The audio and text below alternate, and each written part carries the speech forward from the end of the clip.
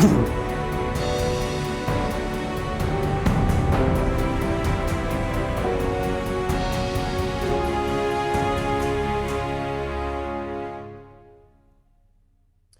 to Our Canada, Our Future. I'm Aaron Woodrick.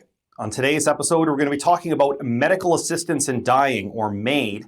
And to do that, I'm joined by Yuan Yi Zhu, a research fellow at the University of Oxford. Thank you for joining me, Yuan. Thank you for having me.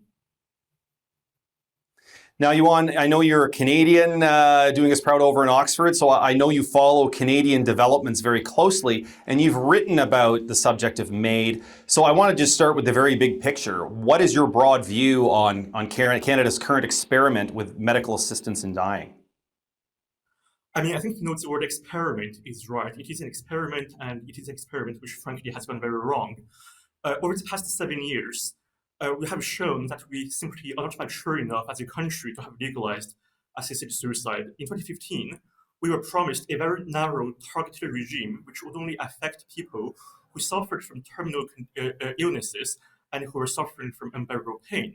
From that very narrow conception of MAID, we have gone to a system which is one of the most, if not the most, liberal in the entire world. We now allow people to choose MAID for a very broad range of symptoms. We are going to allow people to choose MAID for psychological reasons from next year, and there's even talk of legalizing MAID for children. So I think it is a slippery slope, really, and we are very, very much sliding down it very fast. Interesting. Now, we could back up a little bit about, what is the rationale for having these types of laws in the first place? I mean, we are talking about ending lives. What is the general rationale for them? And is that rationale itself misplaced, or do you think that you mentioned narrow? Do you think it was just a matter of not putting enough constraints around a more proper narrow conception? I mean, that is one view. Certainly, we have done a very bad job at having constraints.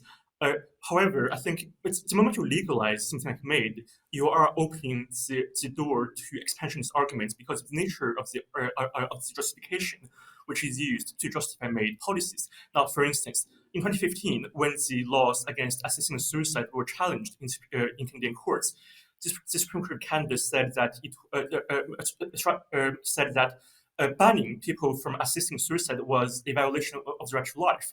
The argument was that some people would want to commit suicide on their own terms, and they would be worried that they couldn't do it because of their physical condition, so they would commit suicide in a way before their time, and that this was a violation of the right to life. So this was a sort of slightly counterintuitive, twisted rationale, arguing that the right to die is a part of the right to life.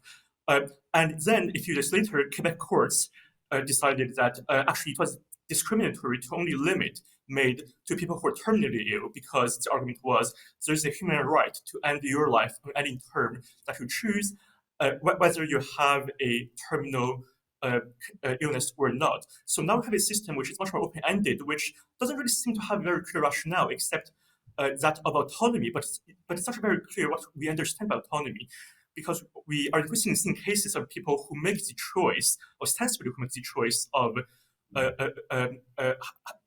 dying by euthanasia, but who didn't really, in any meaningful sense, make that choice voluntarily. We have had examples, and I'm sure we're going to be discussing them, of people who have been more or less coerced by the system, by our healthcare system, by our bureaucrats, by our economic system, into choosing MAID. So really, the original rationale was basically compassion and freedom of choice, but now it's anything goes, really. Interesting. And so I take it your view is that you really, once you establish that there is essentially a right to death, if you make that conception too narrow, you're going to see exactly what we've seen in courts, which is you can't put constraints on that, or you're discriminating against people's ability to exercise their right to death. Exactly. And I think one of the factors which really made a big difference here is that Canada has a very heightened culture of rights discourse. We talk in terms of charter, we talk in terms of human rights very, very naturally. And in most cases, that is good. But in the case of MAID, that has led to a unwarranted and unanticipated expansion of the regime, so that abuses have been taking place all over the country. Interesting, and troubling in a lot of ways. I certainly want to get into some of the examples maybe after the break on the slippery slope. You mentioned earlier on that we are definitely sliding down that slope, and I think a lot of those cases are things that many Canadians would find disconcerting if they're even aware of them at all. So we're going to take that short break, and we'll get back to discussing slippery slope in MAID in a few minutes.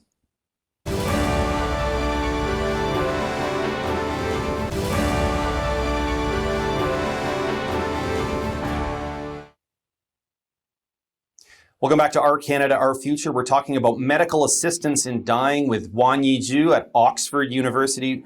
Yuan, we were talking about the slippery slope concerns around medical assistance in dying. I wonder, and you mentioned that we're sliding down that slope already. I wonder if you could give us a few examples of situations where you see us sliding down that slope. Yes. I mean, we have had, especially this year, a very alarming number of media reports of people committing suicide through MAID for reasons which I think most Canadians would find actually quite shocking. One major example of this is the number of disabled Canadians who are choosing MAID. Now, those are disabled Canadians, but they are not suffering from a terminal illness. They are not going to die anytime soon naturally, and in many cases, they actually want to live. But what happens essentially that our welfare regime for disabled Canadians is so essentially so cheap in terms of how much support it provides to them that people simply have been unable or have felt unable to live on what they have by way of income. So for instance, in Ontario, the disability allowance is something like $1,200 per month, which is not sufficient to live on in most of the province. And we have had many examples of people who have committed suicide through MAID saying, "I'm simply too poor to live." Now, but poverty is not only the only example here. For instance, only today, the Globe and Mail had an article about cancer treatment in British Columbia. So in British Columbia, the waiting lists for cancer treatment, for basic chemotherapy and so on, are so long that many cancer patients who are suffering, obviously, from cancer and who are unable to obtain medical services in time are actually preferring to choose MAID because they have the choice between suffering physical pain for months or years whilst waiting for treatment on the one hand, or on the other hand, they can get MAID in 2 or 3 days. So many of them prefer to avoid the pain which comes from the waiting list by having recourse to MAID. Even though their conditions are actually treatable and sometimes curable. So again, here, those things are happening in Canada because we have a very, very liberal set criterion for access to MAID. You do not need to be terminally ill. You only need to have a condition which is irremediable, and that could be anything. That could be arthritis, that could be allergies. People have been killing themselves because they have had allergies and could not obtain adequate social housing. Now, I think most Canadians, if you told them in 2015 that we would be living in a country where having allergy can be a death sentence, they would be pretty shocked. And yet, because of the Supreme Court and because of Parliament's decision to enact a very broad sweeping MAID legal regime, that is where we are today as a country. Yeah, and so from the examples you're giving, it sounds like the yardstick has moved from a terminal illness, something from which a person will die of anyway, to any situation where someone is experiencing severe hardship, severe pain, and justifying it on similar grounds, saying, well, yeah, I may not die of this technically, but it is so difficult and so painful. Who are we to judge these people who might wish to relieve themselves of it? And because of the liberalness of the law, as you say, people can actually access this, for example, if they can't find a place to live. Yes. And of course, one has the utmost sympathy for people who make this choice. They are in very difficult situations, and situations which we need to emphasize are not of their own choosing. But in a way, to worry here that really we have a healthcare system and a social care system which are not fit for purpose. And from a certain bureaucratic point of view, it is actually much easier, much more convenient for those people who have a very demanding healthcare or social care needs to simply die off, and in a way, it becomes this sort of informal way of alleviating pressures on our healthcare system.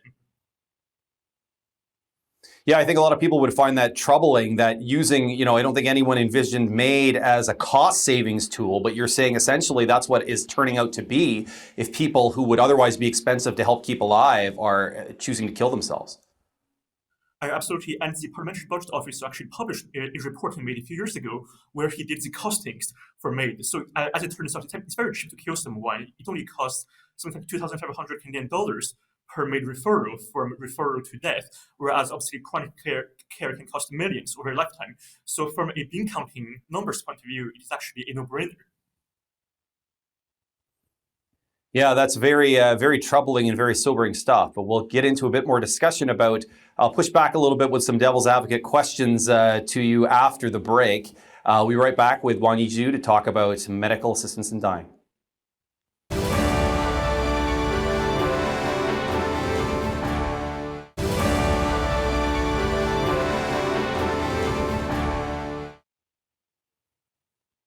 Welcome back to Our Canada, Our Future. We're talking about medical assistance in dying with Yuan Yi Zhu at Oxford University. We've already talked about some of the big concerns, Juan, that with Canada's medical assistance in dying law. But I want to play devil's advocate a bit for you because, this is obviously an important issue because there are a lot of people who are suffering, and there are a lot of people who would argue that we need these laws because the amount of suffering that a lot of these people are enduring is so great that they need to have some opportunity to end their own lives. So what do you say to those people about the need for some kind of MAID law? Of course, one is very sympathetic to people who are terminally ill, who are suffering unbearably, and who wish to end their lives. And it is not an accident that the plaintiffs in the high-profile cases involving MAID, Rodriguez, 1984, Zuccotti more recently, Carter, and so on, have all been people who are in that situation. But the reality is, those cases are also important. Are only a fraction of the total landscape of MAID in Canada today.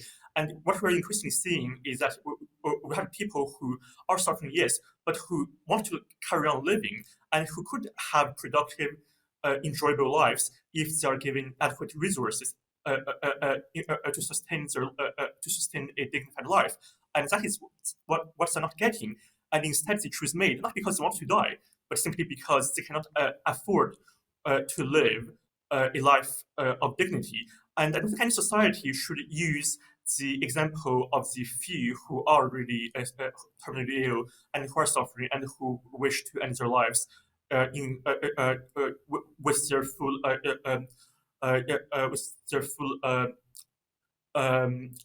understanding. We shouldn't conflate those cases with the cases which are seen today of people who simply have been neglected, forgotten, or failed by the system, and who are being left to die essentially by our failure of governance and our failure to provide adequate medical and social care. Yeah, fair enough. But even if we're able to if we were able to agree that there are certain cases that are particularly extreme, people who have full agency, who have a terminal illness, if there's no provision for those people, are they essentially condemned to continue to live even if they don't want to? Is there any way to sort of square this circle and protect the people who might be helped while still sort of giving the possibility of death to the people who genuinely seem to want to seek it? Well, the first regime, MAID regime enacted by Parliament was a regime along those lines. It was then struck down by the Quebec courts because of this argument about discriminating against people who are not terminally ill. And what the Attorney General did, Mr. Lametti, did was to not appeal the decision. So the government of Canada, its Parliament in Canada are bound by those decisions to have a very expansionist regimes simply because they have not appealed those decisions. So legally speaking, in Canada, we are in a situation where actually, no, we cannot have such a regime unless Parliament invokes the notwithstanding clause, which obviously carries with it a wave of controversy, to put it mildly. I think such a regime a much more narrow regime would be defensible, but I'm very skeptical as to whether it is possible for us to have it, both because of legal reasons and also because once you open the door to such a regime, inevitably people who lobby for the expansion of euthanasia are going to pressure the politicians, are going to make their case in the media, and to inevitably and the end result tends to be expansion. We have seen this in the Netherlands, in Belgium, in Luxembourg, in also two countries where this started with a very, very narrow, circumscribed regime of MAID, or of euthanasia, which over the years has expanded to an intolerable extent. The only difference between Canada and Belgium really is that we have done so much faster. In Belgium, it took 20 years or so. In Canada, it's taken us 7 years. Interesting. So if I could summarize, the challenge with trying to have a narrow regime is that once you establish something as a right, the right to die, trying to constrain that right is inevitably going to run into problems in the courts who are going to want to interpret that right very broadly and fairly. Exactly, because if you say that dying through MAID is a human right, then obviously you have to justify any limitation on that right, and that is where we are here to, where we are today as a country. Yes, very, very interesting, and certainly very topical right now, given other debates around the use of Section 33, known as the Notwithstanding Clause, that allows governments to disagree with judicial interpretations and allows them to uphold provisions that the court has found to be in conflict with the Charter.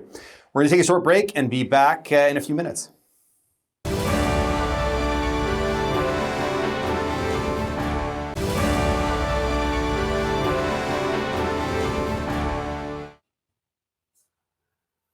Welcome back to Our Canada, Our Future. We're talking about medical assistance in dying with Yuan Yi Zhu at Oxford University. We've talked a lot, Yuan, about the problems with this law. So I guess my question to you is what are the next steps? What should Canada do with respect to its MAID law? Well, as I said at the beginning, we don't seem to be mature enough as a country to have a workable MAID regime. So my personal preference would be simply to return to the status quo of 2015, invoking the notwithstanding clause if necessary. The decision of the Supreme Court in Carter, the 2015 decision which legalized MAID, is wrong as a matter of law. It reversed an earlier precedent, which I think was perfectly sound. So personally, I would just return to the pre-2015 status quo. Now, I realize that there is a fairly broad range of support for MAID within Canadian society, at least if one looks at the polls. If you ask people in the abstract if they are in favor of some MAID provision, most of them say yes. So I think in practice, it's probably the case that we are going to be stuck with some degree of MAID provision for this foreseeable future. But there are nevertheless many things which we should do in order to slow down, in a way, this very rapid and very thoughtless expansion. Because actually one of the things which we haven't had as a country is a national debate about what sort of MAID regime we want. So for instance, from next year on, people are going to be able to avail themselves of MAID for mental illness. And that is a huge change from what has been the case until now. We don't really have very good definitions of what is incurable or intolerable suffering in the case of mental illness. And Parliament has not doing enough scrutiny for this expansion of MAID, which is going to come into force, I think, in March next year. So I think at a minimum, we should put a pause on that, scrap that, and have a rethink. Now, further afield, we also have had very alarming proposals, including from the Quebec College of Physicians, about legalizing MAID for children and for infants. Now, again, this is not the sort of thing which I think most Canadians would support. And especially in the case of infants, in the case of disabled children who are born, we cannot really talk about assisted suicide because obviously they cannot make decisions for themselves. So that it would not be really MAID in this case. It would not be suicide. It would be what used to be known as infanticide. The very fact that we are even having discussion about legalizing killing disabled children is, I think, a symptom of where our national discourse is at the moment, and that is very alarming to me. Finally, obviously, more broadly, we need to provide the means for people who are disabled to live with dignity. We need to provide better healthcare services. We cannot have a system where people's choices, if they have cancer, for instance, is to either suffer until perhaps they die on waiting list on the one hand, or kill themselves in the space of 2 days on the other hand. And the last thing which we should normalize is a system whereby MAID is being used to cover up the deficiencies and failures of our social care and healthcare systems, which is, for better or for worse, what we seem to have in our country today. Yeah, and just to go back to the point you had made on the need for social supports, it seems to me that this is something that would probably be appealing across the political spectrum, that no matter where you stand on MAID, I don't think anyone wants to see it used as a way to sort of paper over holes in our social safety net, and to, it should not be a cost-saving mechanism, that's for sure. So it seems to me that that's something that should have broad support right across the political spectrum.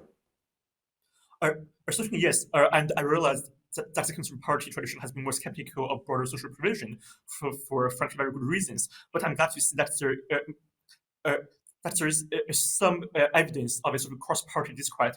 But as a whole, my impression observing this file is that politicians are very reluctant to talk about it. It is awkward. It involves discussing morality and discussing and questioning court judgments. And our politicians, our MPs, our senators are simply very reluctant to do that. And that is one of the reasons, I think, why, in many ways, the debate about MAID policies has been much more active abroad than in Canada. CBC has done, for instance, a terrible job at covering this issue. CBC has done a very few stories on this subject, actually fewer than British newspapers, and which I think really reflects a problem with the state of our democratic and political culture as well. Yeah, absolutely. Well, a sobering topic, but a very important one. I want to thank you very much, Juan, for joining us today. I want to thank you, the viewers, for tuning in on this important episode, and we'll see you next time on Our Canada, Our Future.